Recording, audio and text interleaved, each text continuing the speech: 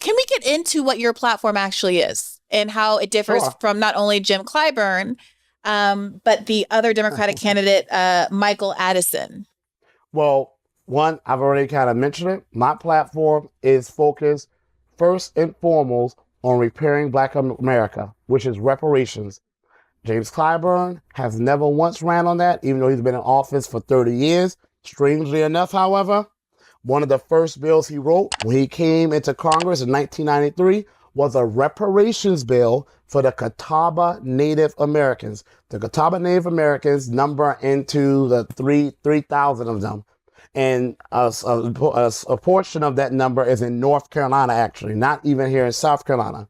And the first thing he wrote was a bill, and it said for the Catawba Native Americans to receive special protection, rights, and privileges for historic wrongs. Interesting. Which other group in this nation, or what other group in this nation has been through more historic wrongs than Black Americans from the 1600s until now? So James Clyburn wrote a reparations bill for them, and he just did one again that got them an expansion of land, while we, the Gullah Geechee people, lose our land. Michael Addison's platform makes no mention of reparations for Black America. Mine is all about reparations for Black America.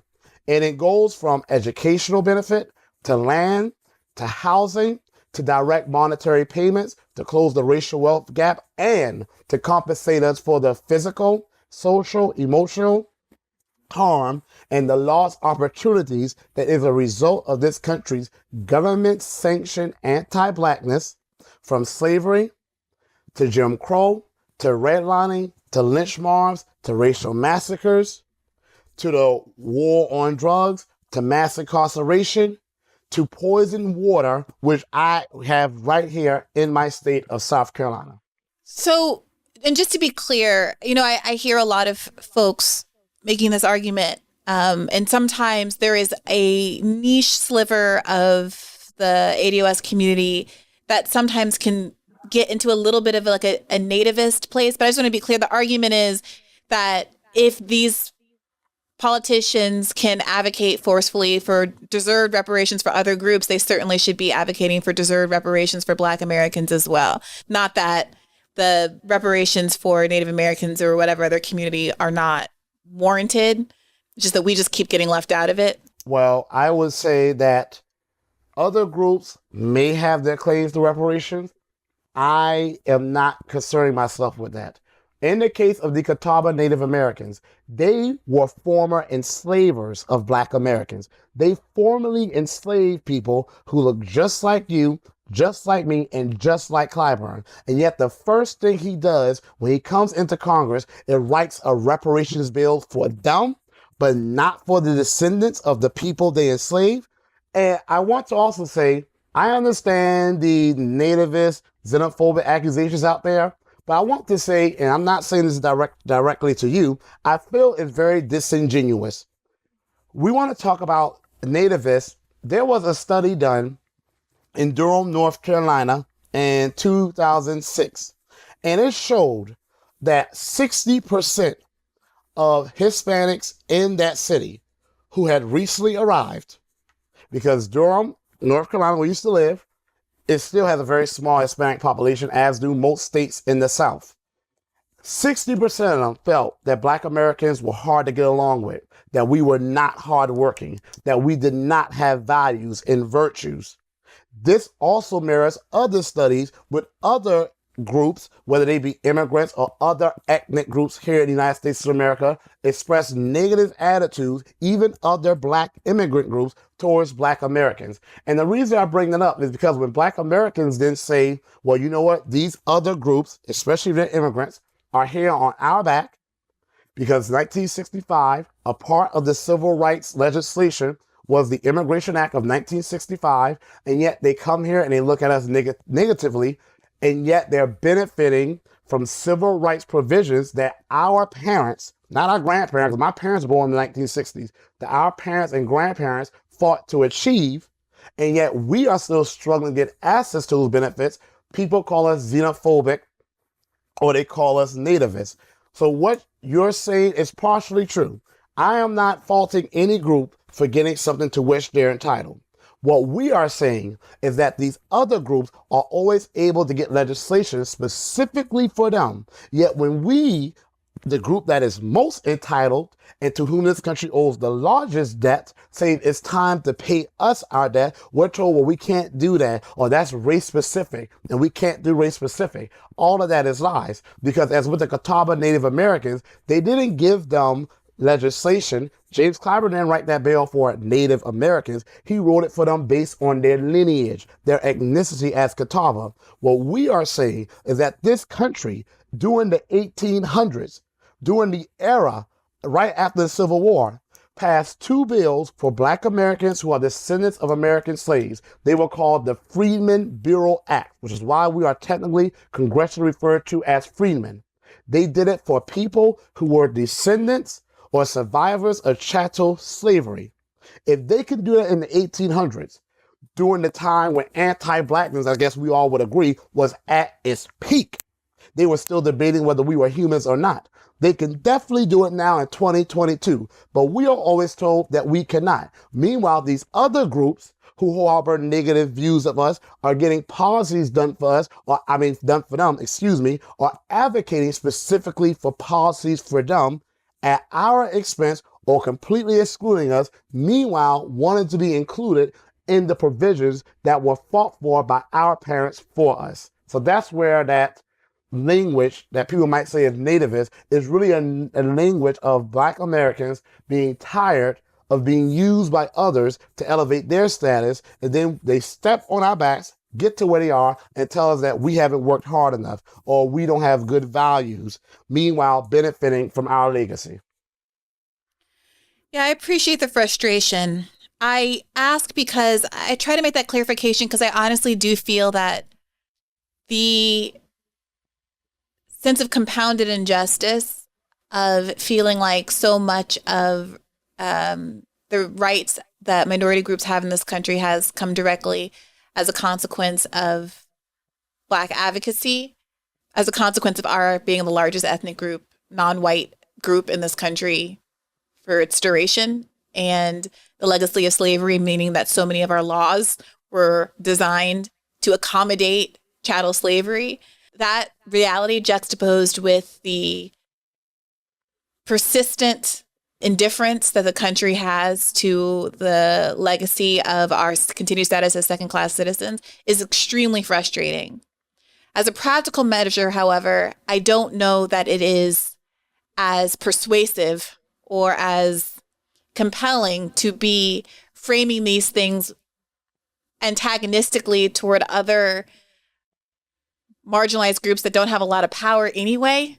I think it's useful to point out the contrast between how we are treated versus other groups, but not necessarily in a way that suggests that those other groups don't deserve recompense, but that we also additionally deserve recompense, especially because of the significance of the historical wrongs and the ongoing wrongs that have been done to our community. But I don't want to get overly derailed on that point. Can you talk to me a little bit about your platform outside of reparations? Because, of course, your district is disproportionately Black. It was one of the districts that was gerrymandered in the civil rights era in an effort to give Black politicians the ability to get some representation in Congress, which has its pluses and minuses, right? Yes. It means that you also create these all-white districts, and we know how that goes politically. But you are majority Black, but still, like 40% white? What is the district breakdown? Close to 40% right. The district lines have been redrawn as we speak, and it's still going to be around the same. The white representation is going to increase a little, and the Black representation is going to decrease a little. But it's also going to make District 1, Nancy Mace's district, a little bit more competitively. But truth be told, speaking of gerrymandering, South Carolina could really have 3 Democratic representatives if they really drew the lines in a way that was racially equitable. But, that is what it is. I just have to run the party I have to run my campaign based on my district as it stands now. I want to say that all of my policies really align with my goal of reparation for Black Americans. But yes, there are universal policies embedded in there. And a lot of those are for people who live in rural areas. Often when you say rural America, people thinking of like a white guy, like Joe the plumber with a pickup truck. But there are Black Americans who live in rural areas and have for generations. I mean, you go back some decades ago, 90% of Black Americans were living in the rural South. And there are some of us who remain in the rural South. So one of my policies is transportation. I feel the same way that we say healthcare is a human right, which that's one of my policies as well. Transportation is as well. Transportation is not just a human right, it's a necessity. Even people in big cities, because not every big city, in fact, very few big cities have the infrastructure of New York City and Philadelphia, where there are taxis right outside your door. But imagine how much so in a rural area when you can drive for 20 miles and you don't even have a gas station that you are going to pass, okay? How is that same person going to get to the hospital? How are they going to get to doctor's appointments? How are they going to get to work, college? How are they going to be able to take their kids shopping for school materials? A lot of people here either do not have a vehicle or they're sharing a vehicle with several family members. There are people who have literally, because of the exorbitant cost of healthcare, do not want to take the paramedics because of the cost. So they try to drive. And there are people who have literally put their lives in danger, some who have died because of not having access to health care facilities, not being able to get there. There are people here who have lost a job because of not having transportation. I have known people personally. I myself, for a long time, had to arrange to get to my job that was about 45 minutes away and back. I used to work at Hilton Head Island, which people think is a global vacation destination, made for the people who vacation there, yes. But for us who have to live here and have to work there, not really. I work with people from Fairfax, which is about 2 hours from Hilton Head Island. They would get on the bus at 4 in the morning, get back on the bus to get home at 8 in the evening, and get home at midnight. So they literally spent their entire time at work or in transit to work. So transportation is packaged in with a lot of other issues with having access to things. But because of the undeveloped status of many of my counties, transportation is something that is not only necessary, but something that would be beneficial and a luxury, because as much as people need to get to work and they need to get to school, people also benefit from being able to take their kids to the museum, taking their kids to the beach, going to visit family members, being able to go to a grocery store. It gives people more options. So my plan is to work with the South Carolina Department of Transportation and help to finance repair for vehicles, down payments, monthly payments, and of that nature there. Are you concerned about the feeling that some voters might have that it might be nice to promise these kinds of things, but I've encountered a great deal of skepticism that people who have good policy ideas, including Bernie Sanders, are actually going to be able to execute them, because the thinking is, well, if it was possible to do all these good things, why wouldn't someone like Jim Clyburn have done those good things already? I mean, what's your answer to a voter who might feel that way? Yeah, that's why I'm running against them, because it is possible to do them. The question is, it was always possible. It was possible for America to have ended chattel slavery long before the Civil War. They didn't do it. They didn't do it because they were anti-Black. So a lot of good things are possible to do. Poverty is a deliberate result of inaction or bad policies and neglect, deliberate neglect, okay?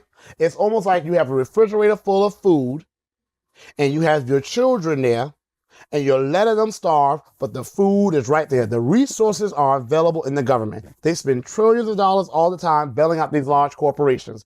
The reason why I'm running against James Clyburn, because he has not gotten these things done. And people like to say, well, he's only one man. He's only one man. Well, he's been able to get quite a few things done for other groups, just not for Black Americans. And I will also say this, and I say this all the time, a leader is just not what they get done. A leader is also for what they stand up to fight to get done. So even if you fight the good fight and you fail, people can respect you. People can say that you are really advocating for their needs. The issue with James Clyburn, you have not even fought to get these things done, even though your district is the poorest in South Carolina, and South Carolina is one of the poorest states in the United States of America. So that's why I'm running against him, because it can be done. The government has the resources to do it. And just speaking about Bernie Sanders, I would say that he gave in to a lot of talking points. He compromised on a lot of things. I was never really a big fan of Bernie Sanders, but I felt he would definitely have been better than what we ended up with. That's a whole other conversation right there.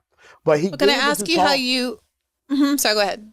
No, I was gonna say he gave him the talking points of how you gonna pay for it. How you gonna pay for it? Whenever somebody has a good policy, they how you gonna pay for it to death.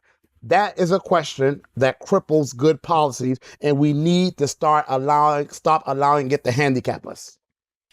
I'm curious who you did support in the 2020 primary, and also what you made of Jim Clyburn's interventions on behalf of Joe Biden before the South Carolina primary that year. Honestly, none of them. The only person that I was the most enthusiastic about was Marianne Williamson, because she made reparations the centerpiece of her platform. It took a white woman on a stage filled with Black people like Cory Booker, Kamala Harris, and I forgot the other gentleman's name. There were two other gentlemen, a Black guy from Florida and the guy from Massachusetts. Duval Patrick. Yeah, Duval Patrick. On a stage in a campaign with all those Black faces. It took a white woman from New England to put reparations on she's the from national Texas, platform. actually. Oh, yeah. She's from Texas. Mm-hmm. Well, she spent some time in Michigan and then some time in California, but she was born in Texas. Well, even more pronounced then. A white woman from Texas to put reparations on the scene to make it a point of debate. And when the other Black candidates, like Kamala Harris, was asked about it, she talked about everything but that. After she interrupted the speaker and saying she wanted to speak, she almost distracted and diverged the conversation somewhere else. And then Tom Steyer and Elizabeth Warren, they gave good talking points to reparations, but Elizabeth Warren never really put anything forward. So I was not a fan of any of them. Okay. How did it make you feel when Jim Clyburn endorsed Joe Biden before the South Carolina primary in a move that many people believe really ended Bernie's chances? Something like, I forget how many, but the overwhelming majority, like I think like 60, maybe even 70% of South Carolina voters said that Clyburn's endorsement was pivotal to their primary election choice. Did you have thoughts about anything when that happened? Yes, and I've expressed them. There's a video of me confronting Clyburn, and I say to him, Joe Biden's been in office, and he has signed, as of now, he signed something close to like 80 executive orders. 80.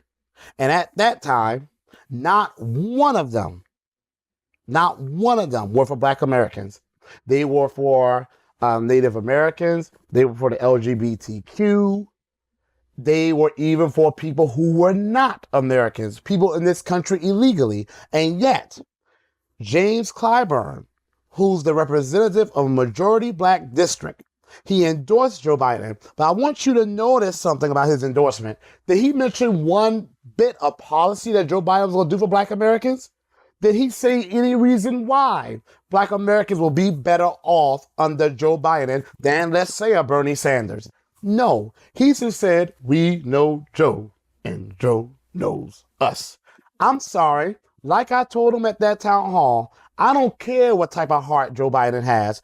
I care about the type of policies he's going to pass. Because if we're being honest, for all this talk about how anti-Black Donald Trump is, Joe Biden's history of anti-Blackness goes back just as far. The difference is, whereas Donald Trump was anti-black in the private sector and got sued for housing discrimination against black Americans in the 1970s, in the 1970s, Joe Biden was partnering up with literal segregationists, one of them, Strom Thurmond, who is notorious here in South Carolina among black Americans, those same older black Americans, some of who went out there and voted for Joe Biden to keep black kids out of better funded school. Was busing the best thing ever? No, but the data shows black kids that went to schools who were bused to more resource. It wasn't because white kids were there. The schools had more resource, fared better off, educationally speaking, than black kids who were in the schools that have been redlined, have been discriminated against, and literally deprived the resources to which they were deserved. Let's not even get started on the crime bill. And I'm not talking about the crime bill of the 1990s. That one's the most popular. I'm talking about the push for mass incarceration that he was doing during the Nixon experiment, and then the crime bill that was written in the 1980s, in which he had a hand in writing. Okay? I can go on. So I felt that it was par for the course. I wish I could say I was shocked. I also felt that that is emblematic of a problem with us as black American voters. Because see, my campaign is not just about reparations. It's not just about Clyburn's record of failure towards his district. You can like him, love him, but the record is the record. It's also about calling us out as black American voters. We sat there and let him endorse Mr. Biden about his heart. We did not demand policies. We should have said, I don't care what type of heart he has. What's his policy about heirs property? We've lost 80% of our properties in the 1950s, 50 million acres to one. What's his plan about the fact that 90% of black kids in South Carolina, according to the data, cannot read or do math on grade level? We know that's a complicated topic. We could talk about that later, but the fact is that our schools are also the least funded. Black men have the short lives. Black women have the shortest lives among women. We are the most likely to foreclose on our homes. Where were the policies? So when he endorsed Joe Biden on just symbolism and emotion, but no policies, I felt this is par for the course and it has to change. That's why when I meet people, I don't care if they are excited about reparations or not. I tell them, don't get excited about me based on what I say. Examine my policies and get excited about me based on what I'm going to do. It's a compelling message. And I'm just really curious, knowing what I know about how many voters in South Carolina really voted on the basis of their trust of Jim Clyburn, how you dismantle that, like how you break that bond down and what it's like for you when you're at a door. Like, how are these conversations going? Like, I really want to know person to person. You show up, maybe you're at a town hall, maybe you're knocking someone's door, maybe you're approaching somebody at school where you teach, and you say, I'm running for Congress against Jim Clyburn. What is that dialogue like? What is the pitch like? What kind of concerns are you hearing from people about your challenge? Well, one, I don't mention his name. And you know what's surprising? I ask people, do you know your current representative? And you will be shocked how many people, young and older, I'm not going to call people old, I'm not going to have anybody calling me, cursing me out, young and older, who don't even know that he is their representative. So when I showed them the data, and I say that the person representing you has been in office for 30 years, and yet we are, again, I'm going to repeat these statistics because the record is what I want people to focus, not the person. You see, we need to start doing people politics. We need to start doing policy politics, okay? That black Americans, again, 18% of the population at least, 50% of the homeless, less homes now than during Jim Crow, black men, shortest lives, how we are the most likely to lose our mothers, our sisters, our aunts, our friends that are women to giving birth 5 times higher than a white woman, stick higher than in some poor nations. They are outraged. And then they look up who represents them and they say, I didn't know he was our representative. And here's how the conversation goes. But Greg, on some level, if people don't know, you're telling me that already in a district, like about half of the people who live in the district are voting. So they have to have some awareness of who they're voting for. So are you talking to people who are non-voters? And then is the goal then to register more voters? Is that part of your strategy? Well, obviously, we have to expand the voter base, but most of the people I speak with are registered voters. And like I said, over half You still of don't them, know who have been voting for Clyburn for 30 years and they're registered, but they have not been active voters. Now, the ones I see. that do vote, yes, they know who their representative is. And like you said earlier, they're voting simply because they don't have any better option. Again, it's voting for fair. Their attitude is if the Democrat loses, a Republican wins. And even though the Democrats may not be doing too right by us, the Republicans are going to be far worse. So they're pushed into the voting for the lesser of the two evils. What my strategy includes primarily is speaking to those registered voters who have not been active and asking them, why have they not been voting? And let me tell you, the answers are usually about the very same things I speak about on my platform. And I want to say this too. We cannot be dismayed by appearances. We can't think because someone is given a title because their endorsement supposedly holds so much weight that it is impossible for them to lose an election. Because let me tell you, there's a saying, when you know better, you do better. And when people know better, they do better. So when people are given a better choice and someone who is speaking to their issues, we have to have faith that when people are informed about that choice, because that's really the battle right there, getting my message to them. When people are informed about that choice, in the same way a frog is in a pot of water that's getting hotter, and it doesn't realize the water is heating, you have to let that frog know, get out that pot of water, it's about to boil. When people are informed just how bad off we really are and how their children and their grandchildren and great-grandchildren are going to be very bad off, we have to believe that people are going to vote for their self-interest. But for Black Americans, this is new. They're going to be voting for the best of the two options and not for the lesser of the two evils. Gregg, I have to ask you as we wrap up here, I did take a look at your platform. I think there are a lot of things that progressives who listen to this show would like to hear. It seems like you would be a reliable vote for any Medicare for All bill that was brought to the floor. Is that accurate? Oh, would you support yes. a Medicare for All? Okay. Yes. And a $15 minimum wage and some of these big progressive, not a $15 minimum wage. No, it should be Tell much me why. higher than that. You see, that's the thing, Briahna. Okay. I'm not lowballing. You see, that's what we're not used to. And don't get me wrong, I know I'm different.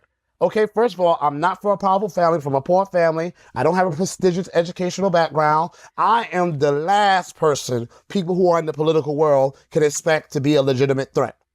And that's exactly why I am running, to show not just people like you who are in the political world, but people like me who don't have the resources, but they need the best they need good representation the most, that we can mobilize I hear and be you. a But threat to the system. I want to make sure we just get through these points because I'm going to have to I have a hard out here. So I just want to ask you, I was reading through your platform and I came across one part that seemed a little discordant with what the general Democratic Party platform is. And I want to make sure that this is accurate and not a typo. One of your platform points is to ban all abortion with the exception of certain circumstances to protect unborn children. Are you pro-choice or no? Oh, yeah, I am definitely pro-choice. That's why I want to eliminate the option for abortion because, and let me speak to that, my research has shown for Black women, the group with which I'm primarily concerned, over 80% of Black women cite as their reason for an abortion economic hardships. And why do we have economic hardships in this nation? Why are Black Americans who've been in this country longest to the bottom in wealth and in income? It's because we do not have a candidate putting forth reparative policies to get our people reparations.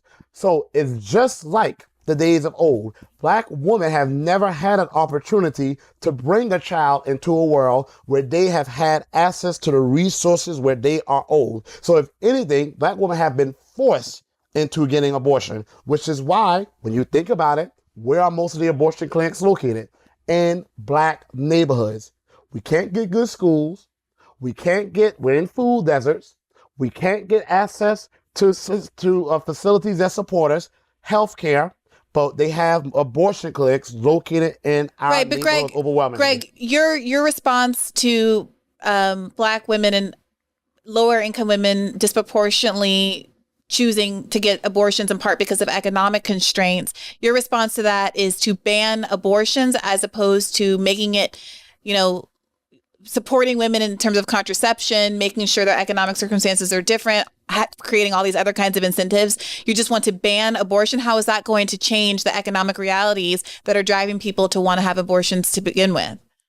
Well, as you notice, that's the last thing on my platform. The first part of my platform talks about changing not just the economic reality, especially for Black women, but the social reality. That's why I'm pushing for reparations. That's why I'm pushing for direct monetary payments. That's why I'm pushing for qualified, free, quality child care supervision.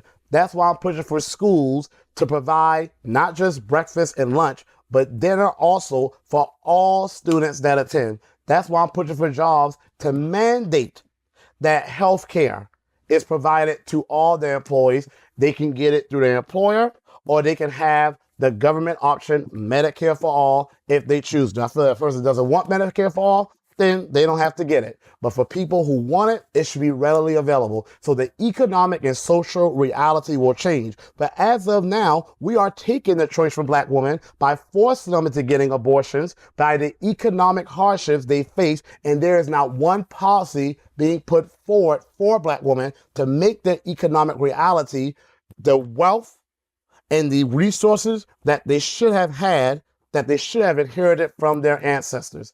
I want to give you an opportunity to tell people where they can reach out and support you if they're interested. I will say that that last little policy point is going to be a real hang up for folks, especially because I think most listeners will perceive the forced aspect of this being the women who are forced to give birth to an unwanted child in a precarious economic situation, because there's no magic poison pill that's going to create an environment that people want to give birth in. Moreover, there are lots of people who don't want to have a baby, not because of economics, but because they just don't want to have a baby. And so therefore, an abortion ban, regardless of the economic circumstances being changed first, is not really germane to their investment in the right to choose. But I want to give you an opportunity to respond to that and to also just give folks an idea of where they can find your campaign if they want to volunteer or donate. Okay, so I'm going to be quick because I know you got to go. I want to say that it's not a decision about the woman's body nor the man's body, even though it takes a man and a woman to make a child. It's about the child that is developing within that woman's body. And that is what I'm trying to protect. 20 million abortions of Black babies since the 1970s. 20 millions. If we had those 20 million here now, we would be even more of an economic political force. So I am trying to save the lives of Black children whose lives are always cut short, have been the least protected in this country. A leader has to do what is right, not necessarily what is popular, nor what is easy. And if anybody wants to support me, you can visit marcelforcongress.com/donate. Again, I'm running against a powerful incumbent, but powerful people have fallen before, and Black Americans have defeated the most powerful foes before, and we will continue to do. We've done abolition, we've done civil rights legislation, and now we're doing reparations. So I implore everyone to support me, because if nothing else, you will have a candidate who will be accessible to you, who will hear you out and be willing to have these engagements. Clyburn runs the safe spaces. I run to all spaces and have good faith discussions. Hey YouTube, thanks for watching. Just a reminder that this is a podcast. You can catch an extra premium episode every Monday for $5 a month at patreon.com/badfaithpodcast. That's patreon.com/badfaithpodcast for $5 a month, an extra episode every week. Additionally, please do consider liking this video, subscribing to this channel. It helps us out. It helps independent media beat the algorithm. We appreciate you. And as always, keep the faith.